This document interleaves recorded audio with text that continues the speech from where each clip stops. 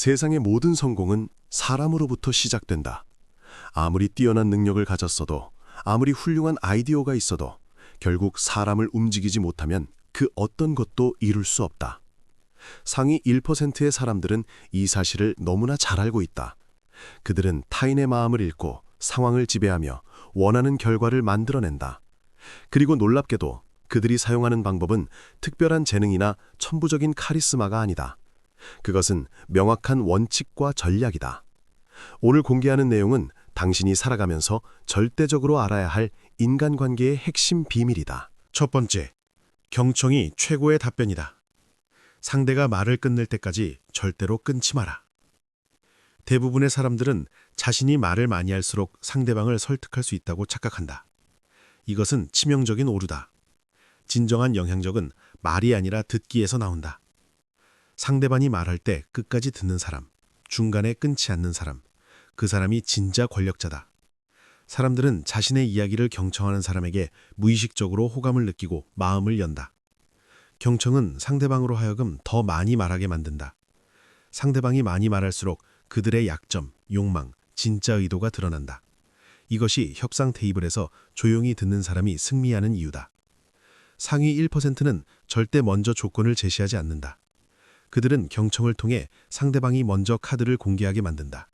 그리고 그 정보를 바탕으로 완벽한 전략을 세운다. 회의실을 상상해보라. 모두가 자신의 의견을 쏟아내고 있다. 하지만 한 사람만 조용히 앉아서 듣고 있다. 회의가 끝나갈 무렵 그 사람이 입을 연다. 그리고 단 몇 마디로 회의의 방향을 완전히 전환시킨다. 이것이 경청의 힘이다. 말을 아끼는 사람의 한마디는 100마디보다 무겁다. 상대방이 말을 끝낼 때까지 절대 끊지 마라. 그것이 상위 1%의 첫 번째 원칙이다. 두 번째, 이름을 불러라. 사람은 자신의 이름을 불릴 때 가장 친밀감을 느낀다. 대화 중 이름을 불러라. 심리학 연구는 명확히 증명한다. 사람들은 자신의 이름을 듣는 것을 가장 좋아한다. 자신의 이름은 자아 정체성과 직접 연결되어 있다. 상위 1%는 대화 중에 상대방의 이름을 자연스럽게 활용한다. 하지만 과도하게 사용하면 오히려 부자연스럽다. 핵심은 타이밍이다. 특히 요청을 할 때, 감사를 표할 때, 중요한 포인트를 강조할 때 이름을 사용하면 효과가 배가 된다. 민수 씨, 이번 프로젝트에서 당신의 역할이 정말 중요합니다. 이렇게 말하는 것과 이번 프로젝트에서 당신의 역할이 정말 중요합니다. 라고 말하는 것은 완전히 다른 무게감을 갖는다. 이름을 부르는 것은 상대방에게 나는 당신을 하나의 특별한 개인으로 인식하고 있다는 강력한 메시지를 전달한다. 사람들은 익명의 군중이 아니라 유일한 개인으로 대우받기를 갈망한다. 단, 이름을 사용할 때는 정확하게 발음해야 한다. 잘못된 발음은 무관심의 표시이고 관계를 오히려 파괴한다. 비즈니스 관계에서 상대방의 이름을 기억하고 적절히 사용하는 것만으로도 당신은 상위 10% 안에 들어간다. 이름은 인간관계에서 가장 달콤한 단어다. 세 번째, 미러링 기법.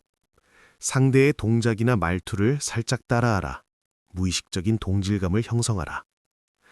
사람들은 자신과 비슷한 사람을 좋아한다. 이것은 진화 심리학적으로 설명된다. 우리 조상들은 비슷한 사람들과 집단을 형성함으로써 생존 확률을 높였다. 상위 1%는 상대방의 행동을 미묘하게 따라한다. 이것을 미러링 기법이라고 부른다. 상대방이 팔짱을 끼면 자신도 자연스럽게 팔짱을 낀다. 상대방이 앞으로 몸을 기울이면 자신도 같이 기울인다. 상대방이 천천히 말하면 자신도 속도를 늦춘다. 핵심은 정확히 동시에 하면 안 된다는 것이다. 2, 3초 정도 시간차를 두고 자연스럽게 따라해야 한다. 그렇지 않으면 상대방이 눈치챈다. 미러링은 무의식적으로 친밀감을 형성한다. 상대방은 당신과 함께 있을 때 설명할 수 없는 편안함을 느낀다. 그리고 그 편안함은 신뢰로 전환된다. 말투도 마찬가지다. 상대방이 전문 용어를 많이 쓰면 당신도 전문적인 언어를 사용한다. 상대방이 캐주얼하게 말하면 당신도 편하게 대화한다. 상대방의 동작이나 말투를 살짝 따라하여 동질감을 만들어라. 단, 이 기법은 진정성이 있어야 한다. 기계적으로 따라하면 오히려 불쾌감을 준다. 자연스럽게 그리고 선택적으로 사용해야 한다. 미러링은 상대방의 무의식에 우리는 같은 편이다 라는 메시지를 심는다. 네 번째 비밀은 결론부터 말하라. 비즈니스 반기에서는 핵심부터 말하라. 그것이 신뢰를 얻는 유일한 방법이다. 시간은 현대인에게 가장 귀중한 자원이다. 특히 비즈니스 관계에서 장황한 설명은 신뢰를 깎아낸다. 상위 1%는 결론부터 말한다. 그들은 핵심을 먼저 전달하고 필요하면 세부 사항을 추가한다. 이것을 피라미드 구조라고 부른다. 대부분의 사람들은 배경 설명부터 시작한다. 지난주에 이런 일이 있었는데 그래서 이것을 검토하다가 이런 문제를 발견했고, 듣는 사람은 지루하다. 핵심이 언제 나올지 알 수 없다. 상위 1%는 다르게 접근한다. 이번 프로젝트를 중단해야 합니다. 3가지 이유가 있습니다. 첫 문장에 결론이 나왔다. 듣는 사람은 즉시 주목한다. 결론부터 말하는 것은 상대방의 시간을 존중한다는 메시지를 전달한다. 특히 상사, 클라이언트, 투자자처럼 바쁜 사람들에게는 필수다. 보고서도 마찬가지다. 요약을 맨 앞에 배치한다. 경영진은 세부 사항을 읽을 시간이 없다. 그들은 결론과 권고안만 원한다. 결론부터 말하는 습관은 당신을 명확하고 효율적인 커뮤니케이터로 만든다. 그리고 그것은 신뢰를 구축하는 가장 빠른 방법이다. 5번째, 맞장구의 기술. 그렇군요. 대단하네요. 등 짧은 감탄사로 대화를 풍성하게 주도하라. 경청은 단순히 듣는 것이 아니다. 적극적으로 듣고 있다는 신호를 보내야 한다. 이것이 맞장구의 기술이다. 그렇군요. 대단하네요. 정말요? 흥미롭네요. 같은 짧은 감탄사가 대화를 풍성하게 만든다.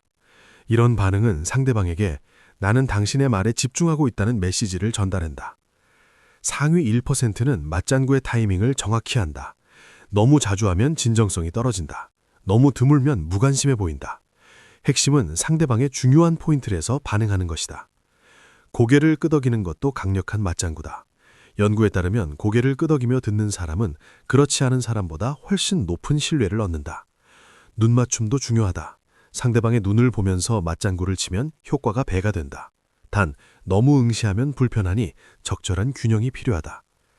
맞장구는 대화의 리듬을 만든다. 일방적인 독백이 아니라 쌍방향 소통으로 만든다. 사람들은 맞장구를 잘 치는 사람과 대화하고 싶어 한다. 단, 맞장구는 진심이어야 한다. 기계적인 반응은 오히려 역효과다. 진짜로 관심 있을 때만 반응하라. 6번째, 부정어보다는 긍정어. 안 돼요 대신 이런 방법이면 가능할 것 같습니다 라고 말하라. 언어는 현실을 창조한다. 같은 내용도 어떻게 표현하느냐에 따라 완전히 다른 반응을 만들어낸다. 상위 1%는 부정어 대신 긍정어를 사용한다. 안 돼요 라고 말하지 않는다. 이런 방법이면 가능할 것 같습니다 라고 말한다. 부정어는 상대방을 방어적으로 만든다. 거부당했다는 느낌을 준다. 긍정어는 가능성을 열어둔다. 협력적인 분위기를 만든다. 직원이 실현 불가능한 제안을 했다고 가정하자. 그건 안 됩니다 라고 말하면 직원은 좌절한다. 대신 이렇게 말한다. 좋은 시도입니다. 현재 예산으로는 어렵지만 범위를 조정하면 가능할 것 같습니다. 같은 거절이지만 느낌이 완전히 다르다. 후자는 대안을 제시하고 가능성을 남겨둔다. 긍정 언어는 문제가 아니라 해결책에 집중한다. 왜 안 되지?가 아니라 어떻게 하면 될까?를 묻는다. 이런 언어 습관은 당신의 이미지를 바꾼다. 사람들은 당신을 문제제기자가 아니라 해결사로 인식한다. 긍정 언어를 사용하는 사람 주변에는 긍정적인 사람들이 모인다. 부정 언어를 쓰는 사람 주변에는 불평가들이 모인다. 당신의 언어가 당신의 네트워크를 결정한다. 7번째, 상대의 관심사를 공략하라. 상대가 평소 좋아하는 취미나 주제를 화제로 삼아라. 사람들은 자신이 좋아하는 것에 대해 이야기할 때 가장 활기차진다. 상위 1%는 이것을 활용한다. 상대방이 평소 좋아하는 취미나 주제를 화제로 삼아라. 골프를 좋아하는 상사라면 골프 이야기를 꺼낸다. 자녀 자랑을 좋아하는 클라이언트라면 자녀에 대해 물어본다. 중요한 것은 진심이다. 거짓으로 관심을 가장하면 들킨다. 진짜로 배우려는 자세로 접근해야 한다. 요즘 테니스 치신다고 들었는데 어떻게 시작하게 되셨어요? 이 질문은 상대방에게 자신의 열정을 나눌 기회를 준다. 사람들은 자신의 관심사에 대해 전문가가 되고 싶어 한다. 당신이 학생이 되면 그들은 기꺼이 선생님이 된다. 그리고 그 과정에서 유대감이 형성된다. 관심사를 파악하는 방법은 간단하다. 소셜미디어를 확인한다. 사무실 책상을 관찰한다. 잡담 중에 귀를 기울인다. 상대방은 자신이 좋아하는 것에 대한 힌트를 항상 남긴다. 관심사를 공략하는 것은 조작이 아니다. 상대방을 개인으로 존중하고 그들의 열정을 인정하는 것이다. 이것이 깊은 관계의 시작이다. 8번째, 잘못은 즉시 인정하라. 변명은 신뢰를 갉아먹는다. 빠른 사과만이 신뢰를 높인다. 대부분의 사람들은 실수를 숨기거나 변명한다. 이것은 신뢰를 파괴하는 가장 빠른 방법이다.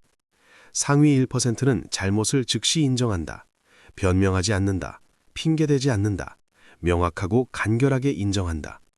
제 실수였습니다. 죄송합니다. 이렇게 바로잡겠습니다. 이 세 문장이면 충분하다. 변명은 신뢰를 갉아먹는다. 사람들은 변명을 듣는 순간 당신이 책임을 회피한다고 판단한다. 하지만 빠른 사과는 신뢰를 높인다. 실수를 인정하는 것은 약함이 아니라 강함의 표시다. 자신의 결함을 인정할 수 있는 사람만이 진짜 자신감을 가진 사람이다. 중요한 것은 속도다. 실수를 발견하자마자 즉시 인정해야 한다. 시간이 지날수록 변명처럼 들린다. 그리고 같은 실수를 반복하지 마라. 한 번 인정한 실수를 또 저지르면 사과의 진정성이 의심받는다. 실수를 인정하는 문화를 만들어라. 당신이 먼저 실수를 인정하면 다른 사람들도 편하게 인정한다. 그리고 그것이 팀을 더 강하게 만든다. 9번째 비판은 단둘이 있을 때, 공개적인 망신은 평생의 적을 만든다. 비판은 반드시 단둘이 있을 때 하라. 공개적인 비판은 평생의 적을 만든다. 이것은 절대 원칙이다. 상위 1%는 칭찬은 공개적으로 하고 비판은 단둘이 있을 때 한다. 이것을 공개 칭찬, 사적 피드백 원칙이라고 부른다. 사람들에게 자존심은 생존 본능만큼 중요하다. 다른 사람들 앞에서 망신당하는 것은 심리적 죽음이다. 그리고 그 수치심은 절대 잊히지 않는다. 회의 중에 직원이 실수를 했다고 가정하자. 그 자리에서 지적하면 직원은 방어적이 된다. 모두가 보는 앞에서 자존심이 상했기 때문이다. 대신 회의 후에 따로 불러서 조용히 이야기한다. 아까 회의에서 이 부분이 정확하지 않았어요. 다음에는 이렇게 확인해 주세요. 같은 내용이지만 수용도가 완전히 다르다. 공개 비판은 한 사람만 망신시키는 것이 아니다. 다른 팀원들에게도 두려움을 심는다. 나도 저렇게 당할 수 있구나. 이런 문화에서는 아무도 위험을 감수하지 않는다. 비판은 성장을 위한 도구여야 한다. 보복이나 권력 과시가 아니다. 단둘이 있을 때 하는 비판은 발전의 기회가 된다. 공개적인 비판은 관계의 종말이 된다. 10번째 비밀은 칭찬은 구체적으로, 멋지네요 보다 오늘 넥타이 색상이 인상이랑 참 잘 어울리네요 라고 말하라. 대부분의 사람들은 칭찬을 막연하게 한다. 잘했어요, 멋지네요, 좋습니다. 이런 칭찬은 진정성이 느껴지지 않는다. 상위 1%는 칭찬을 구체적으로 한다. 무엇을 어떻게 잘했는지 정확히 짚어낸다. 멋지네요 보다 오늘 넥타이 색상이 얼굴 인상이랑 참 잘 어울리네요. 특히 프레젠테이션 할 때 자신감 있어 보였어요. 가 훨씬 효과적이다. 구체적 칭찬은 두 가지를 전달한다. 첫째, 당신이 주의 깊게 관찰했다는 것. 둘째, 칭찬이 진심이라는 것. 직원의 보고서를 칭찬할 때도 마찬가지다. 좋은 보고서입니다가 아니라 3페이지의 시장 분석이 특히 탁월했습니다. 경쟁사 데이터를 저렇게 시각화하니 한눈에 들어오네요. 라고 말한다. 구체적 칭찬은 상대방에게 무엇을 계속해야 하는지 알려준다. 막연한 칭찬은 방향을 주지 못한다. 칭찬할 때는 타이밍도 중요하다. 좋은 일이 일어난 직후에 칭찬해야 한다. 시간이 지나면 효과가 반감된다. 그리고 과장하지 마라. 과도한 칭찬은 오히려 불편하다. 사실에 기반한 적절한 칭찬이 가장 강력하다. 11번째, 뒷담화에 절대 가담하지 마라. 듣는 것만으로도 공범이 된다. 절대 가담하지 마라. 뒷담화는 독이다. 듣기만 해도 공범이 된다.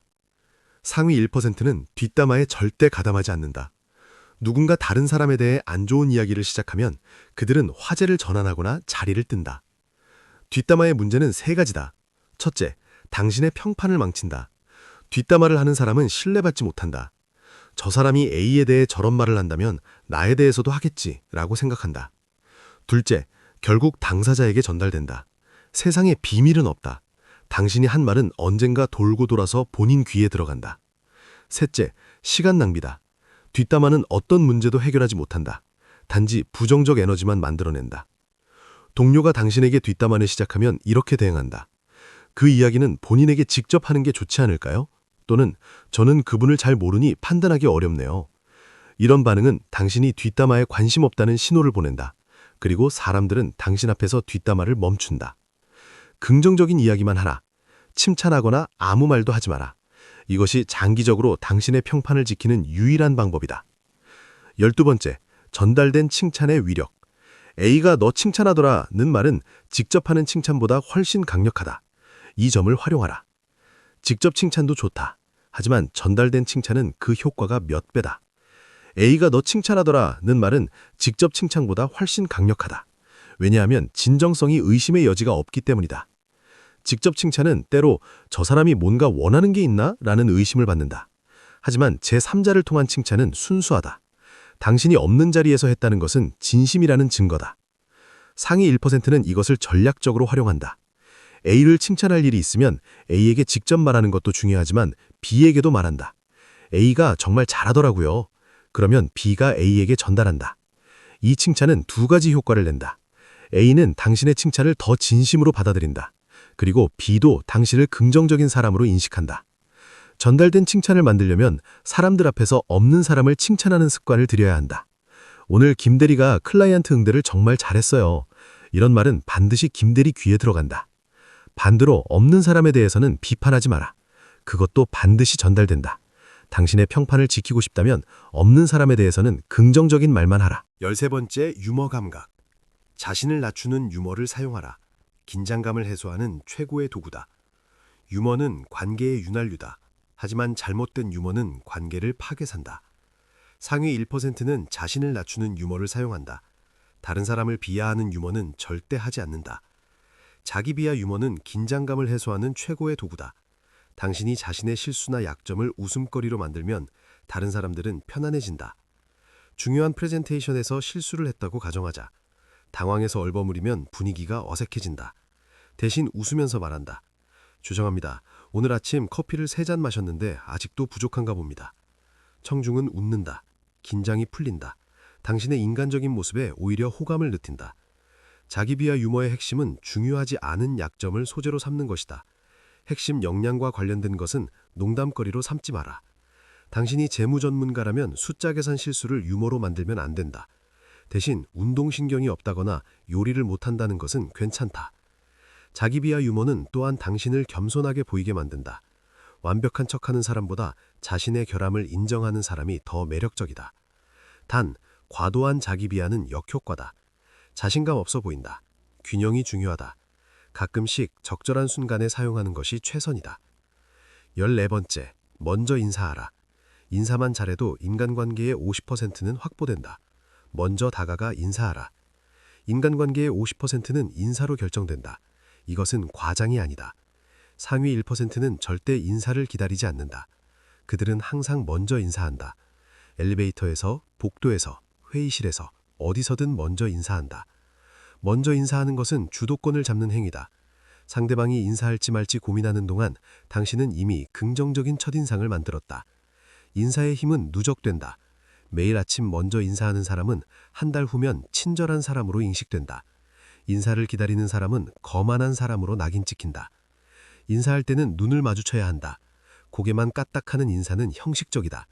눈을 보고 미소 지으며 인사해야 진심이 전달된다. 그리고 이름을 부르면 더 효과적이다. 안녕하세요 보다 안녕하세요 김 과장님 이 훨씬 강력하다. 먼저 인사하는 습관은 당신의 사회적 지위를 낮추지 않는다. 오히려 높인다.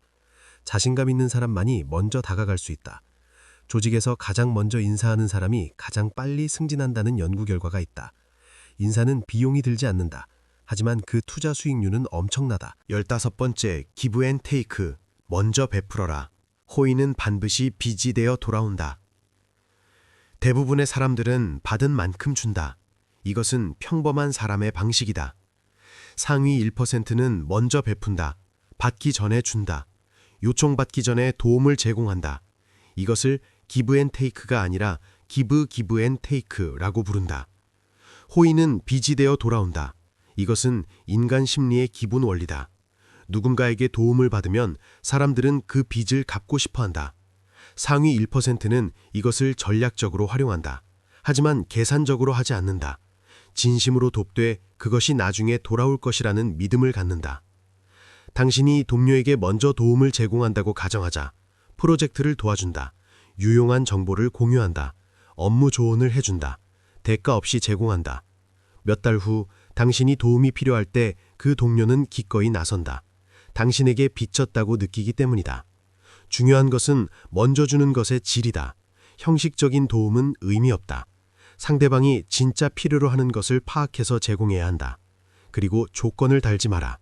내가 이거 도와줬으니 너도 저거 해줘야 해 라고 말하는 순간 호의는 거래가 된다. 진짜 호의는 아무 조건 없이 주는 것이다. 베푸는 사람 주변에는 베푸는 사람들이 모인다. 이기적인 사람 주변에는 이기적인 사람들이 모인다. 당신의 태도가 당신의 네트워크를 결정한다. 16번째, 상대의 가치를 인정하라. 누구나 자신이 중요한 존재라는 느낌을 받고 싶어 합니다. 인간의 가장 강렬한 욕구는 자신이 중요한 존재라는 느낌을 받고 싶은 욕구다. 누구나 자신이 가치 있는 사람으로 인정받기를 갈망한다. 상위 1%는 상대방의 가치를 먼저 인정한다. 그들의 의견을 진지하게 듣고 그들의 경험을 중요하게 여기며 그들의 판단을 신뢰한다. 신입 직원과 대화할 때도 신입의 시각이 오히려 신선할 수 있습니다. 이 문제를 어떻게 보시나요? 라고 묻는다. 이 질문은 신입에게 중요한 존재라는 느낌을 준다. 청소 직원을 지나칠 때도 눈을 맞추고 오늘도 수고 많으십니다. 라고 인사한다. 이 한마디가 그 사람의 하루를 바꾼다. 가치 인정은 계산적으로 하는 것이 아니다. 진심으로 모든 사람이 고유한 가치를 갖고 있다고 믿어야 한다. 그 믿음이 태도로 나타나고 사람들은 그것을 느낀다. 당신이 누군가의 가치를 인정하면 그들은 당신을 위해 기꺼이 움직인다. 인정받은 사람은 충성한다. 17번째. 정치적, 종교적 논쟁은 피해라. 정답이 없는 문제는 적을 만들기 쉽습니다. 세상에는 정답이 없는 문제들이 있다. 정치, 종교, 이념이 대표적이다. 이런 주제는 적을 만들기 너무 쉽다.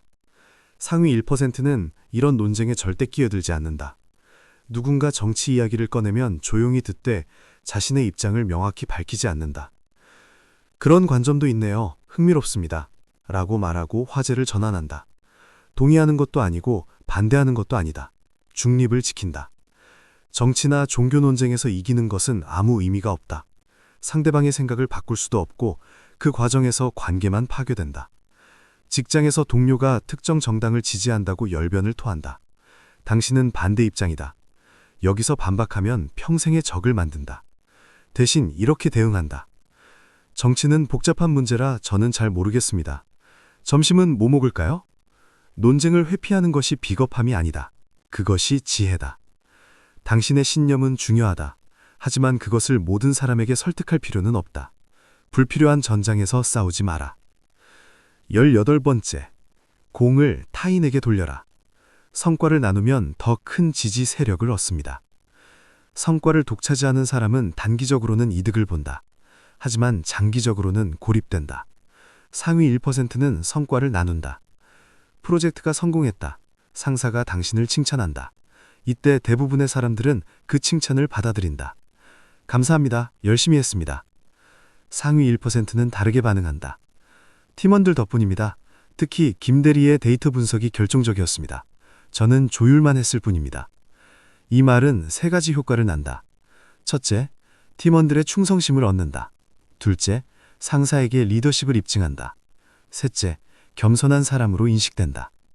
공을 나누는 것은 손해가 아니다. 오히려 더 큰 지지 세력을 얻는 길이다. 당신이 공을 돌린 사람들은 다음 프로젝트에서 당신을 위해 헌신한다. 독불장군은 한계가 있다. 하지만 팀을 만드는 사람은 무한한 가능성을 갖는다. 성과를 나누는 순간 당신은 리더가 된다. 19번째 거절은 단호하되 정중하게. 안 되는 일은 처음부터 선을 긋는 것이 예의입니다.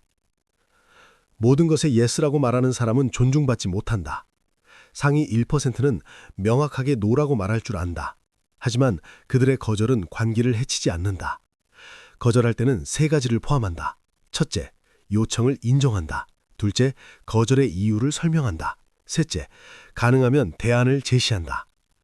동료가 업무 도움을 요청했다. 당신은 시간이 없다. 안 돼 라고 말하면 관계가 나빠진다. 상위 1%는 이렇게 말한다. 도와주고 싶은데 지금 마감이 내일인 프로젝트가 있어서 시간을 낼 수가 없습니다. 대신 박 과장님께 물어보시면 이 분야 전문가시라 더 좋은 도움을 받으실 겁니다. 이 거절은 상대방을 존중하면서도 명확한 선을 긋는다. 안 되는 일은 처음부터 선을 그어라. 애매하게 대답하다가 나중에 거절하면 더 큰 실망을 준다. 단호함과 무례함은 다르다. 단호함은 명확한 의사 표현이다. 무례함은 상대방을 무시하는 것이다. 정중하되 명확하게 거절하는 것이 예의다. 20번째, 단점을 장점으로 승화시켜 말하라. 느리다 대신 신중하다고 표현하세요. 같은 특성도 어떻게 표현하느냐에 따라 완전히 다르게 들린다. 상위 1%는 부정적 표현을 긍정적으로 바꾼다. 직원이 일을 느리게 한다. 왜 이렇게 느려? 라고 말하면 직원은 위축된다. 대신 꼼꼼하게 확인하는 스타일이네요 라고 말한다. 느리다는 신중하다로 바꾼다. 고집스럽다는 소신 있다로 바꾼다.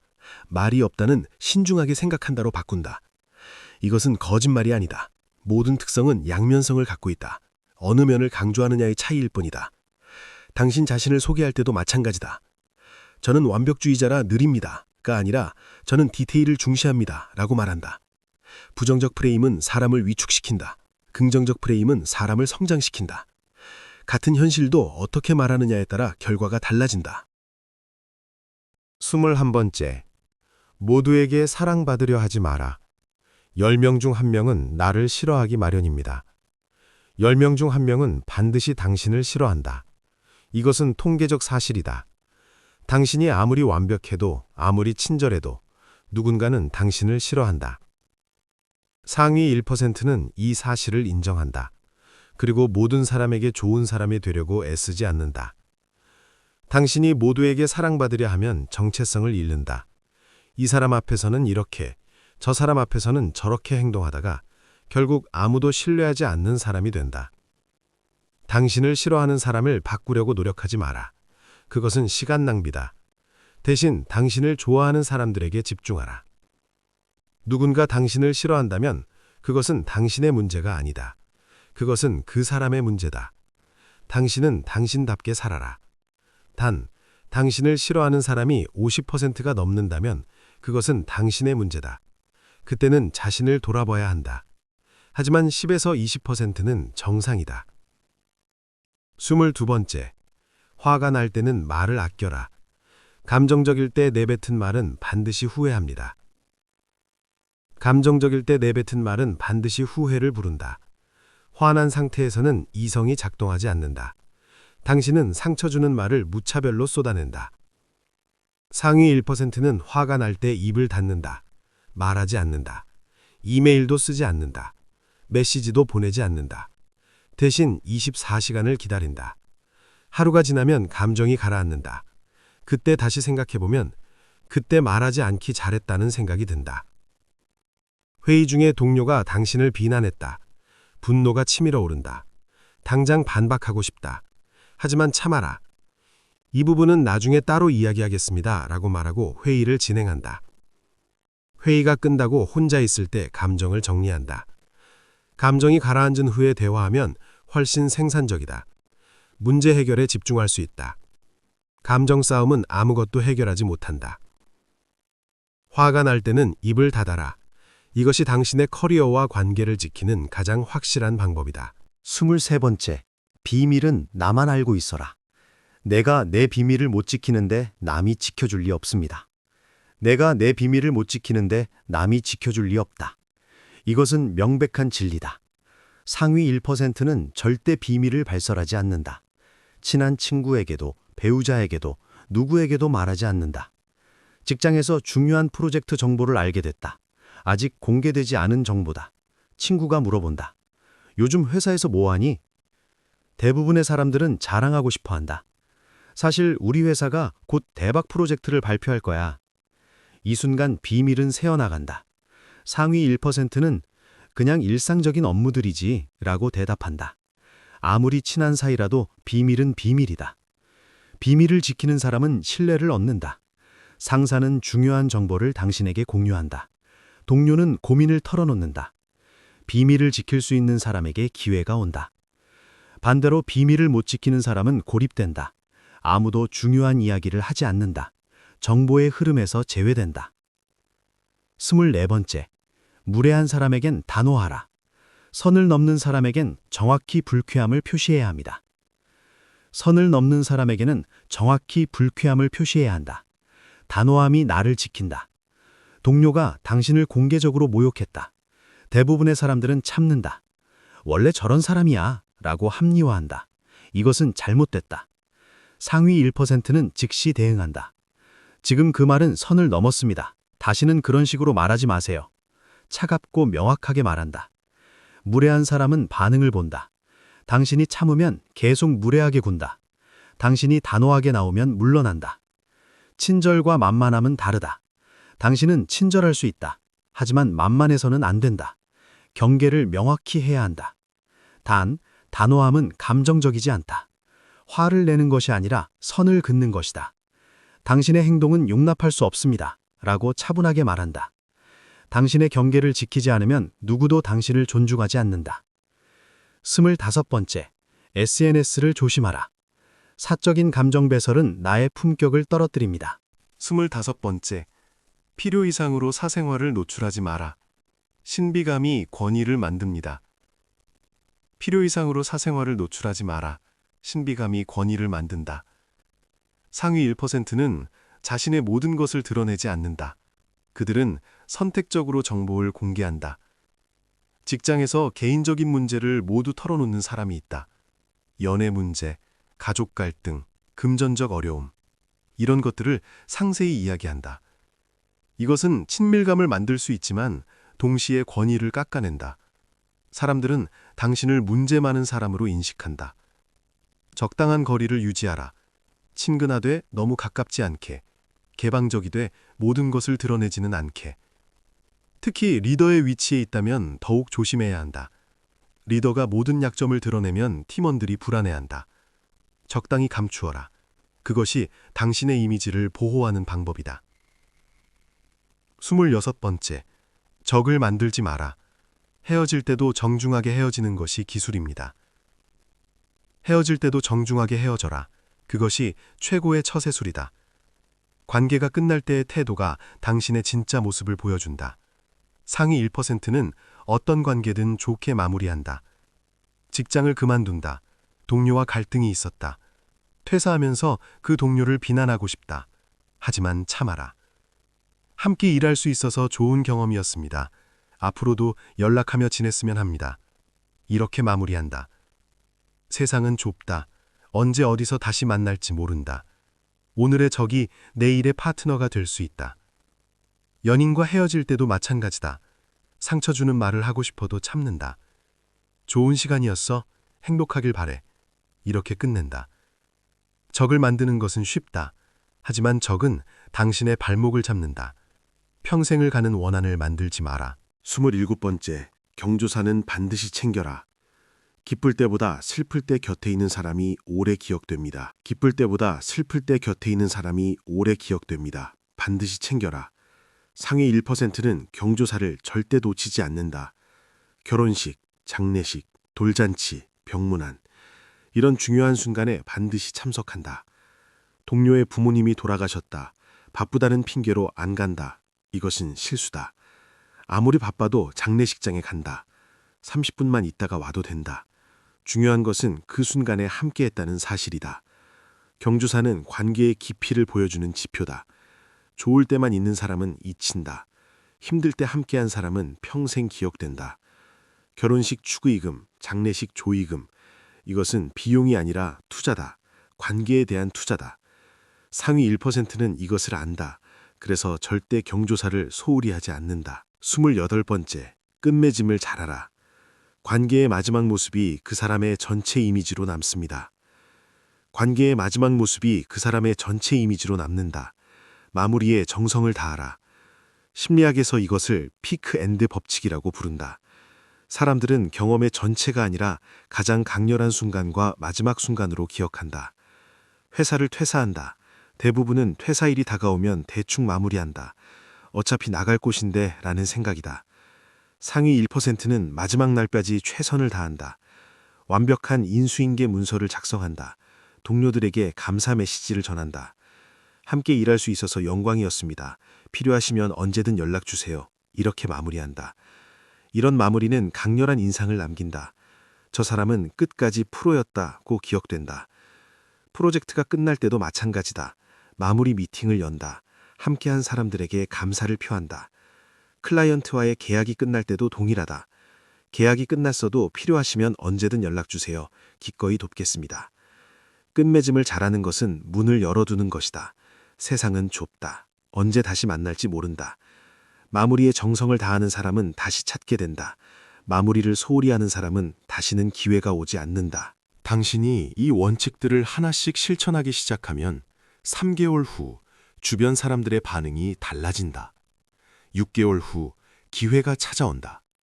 1년 후 당신의 인생은 완전히 다른 궤도에 올라 있다. 인간관계는 선택이 아니라 필수다. 세상의 모든 성공은 결국 사람을 통해 이루어진다. 내용이 마음에 드셨다면 좋아요, 구독 부탁드립니다.